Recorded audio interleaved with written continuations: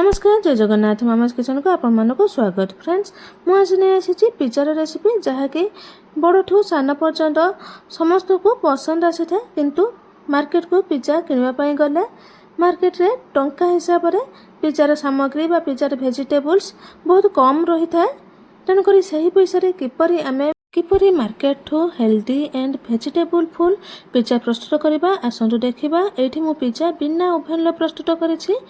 पिज्जार recipe प्रस्तुत करने पूर्व मोर गोटे अनुरोध, जदि आपण मो चैनल को एपर्यंत सब्सक्राइब करना प्लीज सब्सक्राइब कर दिंतु। चैनल सब्सक्राइब करने द्वारा मु जहाँ भी वीडियो पकेबी आपण पाखक नोटिफिकेशन जीव, जहाँ फल आपण सहजरे मो वीडियो देखिपारे।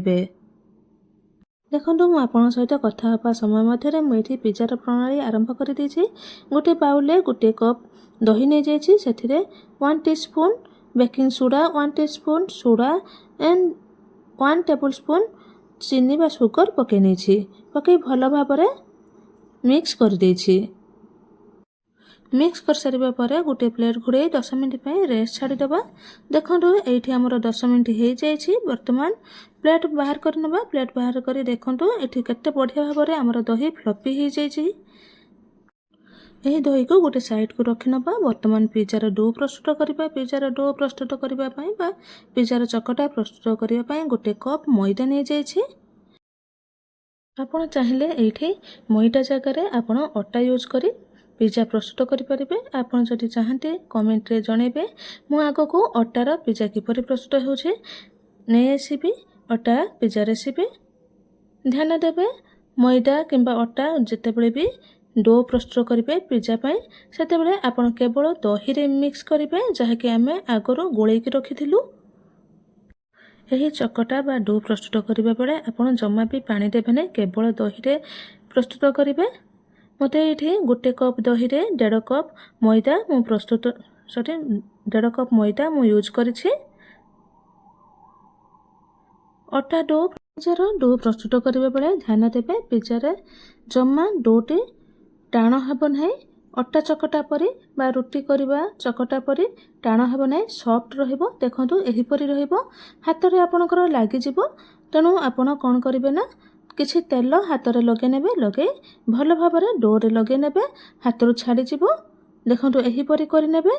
देखंतु मु जेउ परी अल्प अल्प तेल दे हाथ रू मैदार चकटा को बाहर कर नेछि आ डो भल भाव में प्रस्तुत कर नेछि आ डो रे मध्य भल भाव में ऑयल लगे नेछि, सही परी आपण लगे नेबे। देखंतु एठी हमर पिज्जार डो प्रस्तुत हो जाइए। अन्य एक पात्र रे मु किछि ऑयल लगे नेछि। ऑयल लगे सारिबा परे डो को रखी नहीं गोटे लिड घुड़े नेछि। वर्तमान एही डो को आधा घंटा रेस्ट छाड़ीदेबा। सही समय मध्य पिज्जार जो सब वेजिटेबल यूज करबा ताहाको कटिंग कर नबा। देखंतु एठी मु पिज्जा पाई किछि स्वीट कॉर्न ने जाइए, पनीर ने जाइए, पियाज ने जाइए आ 3टी कलर कैप्सिकम ने जाइए। आपण चाहिले गोटे कलर रे मध्य कैप्सिकम ने प्रस्तुत करि परिबे। आपणकर जहाँ सब वेजिटेबल पसंद से वेजिटेबल को नहीं आपण पिज्जा प्रस्तुत करि परिबे। मु एठी सब वेजिटेबल को स्क्वायर साइज रे काटि नेछि। आपणकर आपण पसंद हिसाब रे वेजिटेबल को काटि परिबे। देखंतु एठी मु सब जाक वेजिटेबल काटि नेछि। काटि सारिबा परे मु एठी गोटे बटर पेपर ने जाइछि। जो प्लेट रे मु पिज्जा प्रस्तुत करिबे सेही प्लेट साइज बटर पेपर को काटि नेछि। बटर पेपर काटि सारिबा परे प्लेट दे देछि। दे सेठे टिके ऑयल लगे नेछि। मु एठी 2टी पिज्जा प्रस्तुत करछि। गोटे बटर पेपर लगे पिज्जा प्रस्तुत करछि आ गोटे बिना बटर पेपर रे पिज्जा प्रस्तुत करछि। आगो को अछि आपण माने देखिबे। वर्तमान आमर बटर पेपर रे ऑयल लगे बहे गला। यही प्लेट को गोटे साइड को रखि नबा। वर्तमान जहाँ आम डो प्रस्तुत करथिले पिज्जा पाई ताकू आनिबा। आने 2 भाग करी काटि नबा। देखंतु एही परी आपण पिज्जार डो को 2 भाग करी काटि नेबे। मु गोटे छोट साइज करिछि आ गोटे बड़ साइज करछि, कारण बिना बटर पेपर रे मु गोटे छोट पिज्जा करछि। तेणु करी मु छोट साइज गोटे बड़ साइज गोटे करिछि। वर्तमान छोट डो को रखि नबा परे प्रस्तुत करिबा। वर्तमान बड़ डो रे पिज्जार बेस प्रस्तुत करिबा। देखंतु मु केउ परी करूछि। एही परी हाथ रे राउंड शेप कर देबा। राउंड शेप कर सारिबा परे हाथ रे चापी चापी आमे ପିଜାର ବେସ୍ ପ୍ରସ୍ତୁତ କରିବା। ପିଜାର ବେସ୍ ପ୍ରସ୍ତୁତ କରିବା ବେଳେ ଧ୍ୟାନ ଦେବେ ପିଜାର ବେସ୍ ବେଶୀ ମୋଟା ରଖିବେ ନାହିଁ କି ପତଳା ରଖିବେ ନାହିଁ। 1/2 ଇଞ୍ଚରୁ ଟିକେ କମ୍ ଆପଣ ମୋଟା ରଖିବେ, ବେଶୀ ମୋଟା ରଖିବେ ନାହିଁ। ଦେଖନ୍ତୁ ମୁଁ ଯେଉଁପରି କରୁଛି, ଦେଖନ୍ତୁ ମୁଁ ଏଠି ପ୍ଲେଟ୍ରେ ପୁରା ସ୍ପ୍ରେଡ୍ କରି ନେଇଛି ପ୍ଲେଟ୍ ସାଇଜ୍ରେ। ଏହିପରି ଆପଣ କରିନେବେ। ଏହିପରି କରିସାରିବା ପରେ ଗୋଟେ କଣ୍ଟା ଥିବା ଚାମଚ ବା ଆମେ ଯେଉଁ ଚାମଚରେ ଆମେ ଚାଉମିନ ଖାଉ ସେଇ ଚାମଚରେ କଣା କଣା ଏହିପରି କରିନେବେ। ଏହା କରିବା ଦ୍ୱାରା ଆପଣଙ୍କର ସସ୍ ଭିତରକୁ ଯିବ ଆଉ ପିଜା ଟେଷ୍ଟ ଭଲ ଲାଗିବ ଆଉ ବେଶୀ ଫୁଲିବ ନାହିଁ। ବେଶୀ ଫୁଲିବା ଦ୍ୱାରା ଆମର କ'ଣ ହେବ ନା, ଯାହା ବି ଆମେ ପରିବା ପକାଇବା ଉପରକୁ ଉଠିଯିବ। ତେଣୁକରି ଏହିପରି କଣା କଣା କରିନେବେ। ତାପରେ ପିଜା ସସ୍ ଆପଣ ପକାଇ ଏହିପରି ସ୍ପ୍ରେଡ୍ କରିନେବେ। ପିଜା ସସ୍ ମାର୍କେଟରେ ସହଜରେ ମିଳିଯାଏ, ତେଣୁକରି ପିଜା ସସ୍ ଆପଣ ମାର୍କେଟରୁ ଆଣି ଏହିପରି କରିପାରିବେ। ପିଜା ସସ୍ ଦେଇସାରିବା ପରେ ମୁଁ ଏଠି ଚିଜ୍ କିଛି ପକାଇ ନେଇଛି, ପରିବାକୁ ସଜାଇ ନେଇଛି, କ୍ୟାପ୍ସିକମ୍, ପିଆଜ ଆଉ ଟମାଟୋ। ଆପଣ ଧ୍ୟାନ କରି ଟମାଟୋ ବି ପକାଇବେ। ମୁଁ ଏଠି ଆଗରୁ କାଟିବା ବେଳେ ଭିଡ଼ିଓ ସୁଟ୍ କରିନଥିଲି, ତେଣୁକରି ଧ୍ୟାନ କରି ଟମାଟୋକୁ ରାଉଣ୍ଡ ସେପ୍ରେ କାଟି ଆପଣ ୟୁଜ୍ କରିବେ। ଏହି ପିଜା ସଜାଇବା ବେଳେ ଦେଖିପାରିବେ ଟମାଟୋକୁ ରାଉଣ୍ଡ ସେପ୍ କରି କାଟି ପକାଇଛି। ଦେଖନ୍ତୁ ଏହିପରି ରାଉଣ୍ଡ ସେପ୍ କରି କାଟି ପକାଇ ନେବେ। ଟମାଟୋ ଦେଇସାରିବା ପରେ ସୁଇଟ୍ କର୍ଣ୍ଣ ଆଉ ପନିର ସବୁ ସଜାଇ ସାରିବା ପରେ ତାପରେ ଆମେ ଆଉ କିଛି ଚିଜ୍ ପକାଇ ନେବା। ଆପଣଙ୍କର ପସନ୍ଦ ହିସାବରେ କମ୍ ବେଶୀ କରି ଆପଣ ଚିଜ୍ ପକାଇ ପାରିବେ। ବର୍ତ୍ତମାନ ଦେଖନ୍ତୁ ମୁଁ ଏଠି ଚିଜ୍ ସବୁ ପକାଇ ନେଇଛି।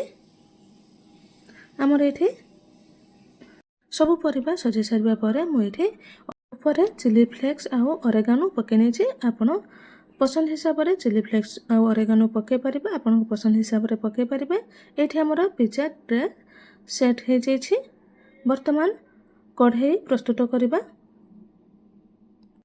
ଗ୍ୟାସ୍ରେ ଗୋଟିଏ କଢ଼େଇ ବସାଇ ନେବା। କଢ଼େଇରେ କିଛି ଲୁଣ ଦେଇଦେବା। ଏହିପରି ଦେଖନ୍ତୁ ସ୍ପ୍ରେଡ୍ କରି ଲୁଣ ଦେଇଦେବା। ଲୁଣ ଦେଇସାରିବା ପରେ ସେଥିରେ ଗୋଟିଏ ଷ୍ଟାଣ୍ଡ ରଖିନେବା। ଷ୍ଟାଣ୍ଡ ରଖି ସାରିବା ପରେ ଆମେ ପ୍ରସ୍ତୁତ କରିଥିବା ପିଜା ଟ୍ରେକୁ ତା ଉପରେ ରଖିନେବା।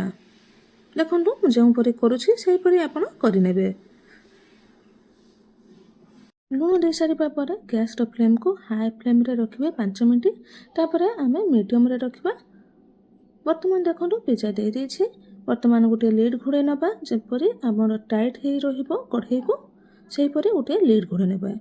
ଦେଖନ୍ତୁ ମୁଁ ଏଠି ଗୋଟିଏ ଥାଳି ଘୋଡ଼େଇ ନେଇଛି, ଯେପରି ଆମର କଢ଼େଇକୁ ପୁରା ଟାଇଟ୍ କରି ରଖିବ। ଗ୍ୟାସ୍କୁ ହାଇ ଫ୍ଲେମ୍ରେ 5 ମିନିଟ୍ ରଖି ସାରିବା ପରେ ମୁଁ ଏଠି ଲୋ ଟୁ ମିଡ଼ିୟମ୍ରେ ଗ୍ୟାସ୍କୁ ରଖିନେଇଛି। ବର୍ତ୍ତମାନ ପିଜା ହେବା ପାଇଁ 20ରୁ 25 ମିନିଟ୍ ସମୟ ଲାଗିବ। ସେହି ସମୟ ମଧ୍ୟରେ ବିନା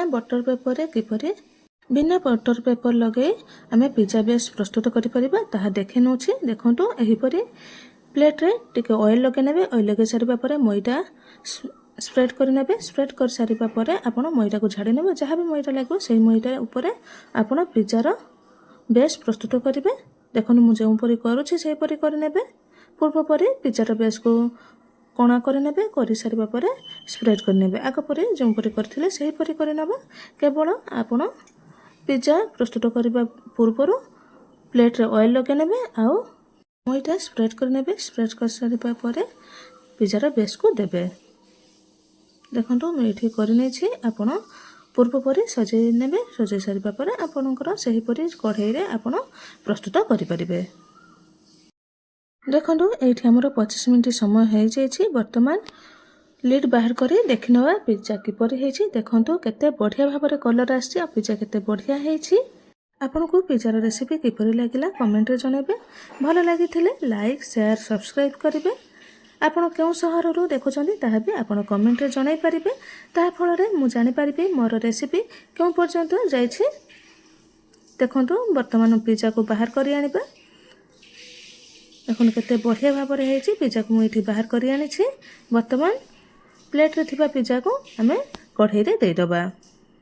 କଢ଼େଇରେ ଦେଇସାରିବା ପରେ ଗୋଟିଏ ଥାଳିକୁ ଘୋଡ଼େଇ ନେବା ଆଗ ପରି ଟାଇଟ୍ କରି। ବର୍ତ୍ତମାନ 15ରୁ 20 ମିନିଟ୍ ସମୟ ଲାଗିବ ପିଜା ପ୍ରସ୍ତୁତ ହେବା ପାଇଁ। ସେହି ସମୟ ମଧ୍ୟରେ ଦେଖନ୍ତୁ ମୁଁ ଏଠି ଆଗରୁ ପ୍ରସ୍ତୁତ କରି ରଖିଥିବା ପିଜାକୁ କାଟିକି ଦେଖାଉଛି।